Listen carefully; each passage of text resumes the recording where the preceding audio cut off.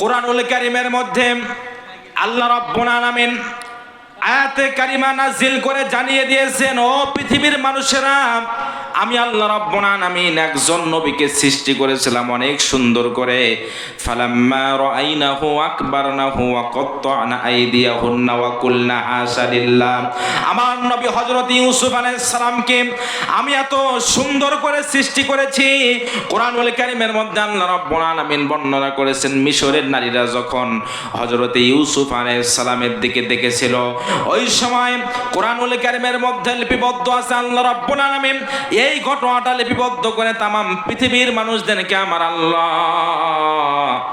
জানিয়ে দিয়েছে, ও পৃথিবীর মানুষেরা, আমি ইউসুফ আলাইহিস সালামকে এত সুন্দর বানাইছিলাম।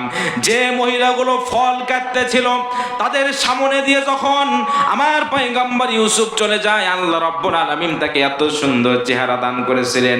ওই মহিলাগুলো ফল কাটতে কাটতে কাটতে কাটতে নিজের হাত কেটে ফেলেছিল, তাদের কোনো হুঁশ ছিল না। বলেন সুবহানাল্লাহ। এত সুন্দর চেহারা দান করেছিলাম। ইউসুফ আলাইহিস সালামের পক্ষে যখন এই আয়াতে কারিমা নাজিল হয়, ওই সময় উম্মুল মুমিনিন আম্মা জান আয়েশা সিদ্দিকা রাদিয়াল্লাহু তাআলা আনহা তামাম পৃথিবীর মানুষদেরকে ডাক দিয়ে বলে, ও পৃথিবীর মানুষেরা রে, তোমরা যারা ইউসুফ নবীর ঘটনা তোমরা কোরআনে দেখেছো, মেয়েরা তাকে দেখে ফল কাটতে কাটতে হাত কেটে ফেলেছিল, কোনো হুঁশ ছিল না।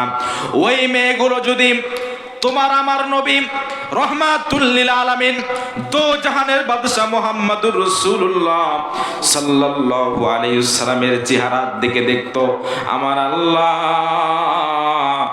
আমার নবীর চেহারার মধ্যে এমন একটা মায়া দিয়েছে, যদি একবার দেখতো তাহলে ওই মহিলাগুলো ফল কাটতে কাটতে নিজের হাত নয় বরং নিজের কলিজা কেটে ফেলতো, তারপরেও তাদের কোনো হুঁশ থাকতো না। আল্লাহু আকবার। আমার ভাই, এত সুন্দর চেহারা, সেই লোকটা কি জাদুকর হতে পারে ভাই?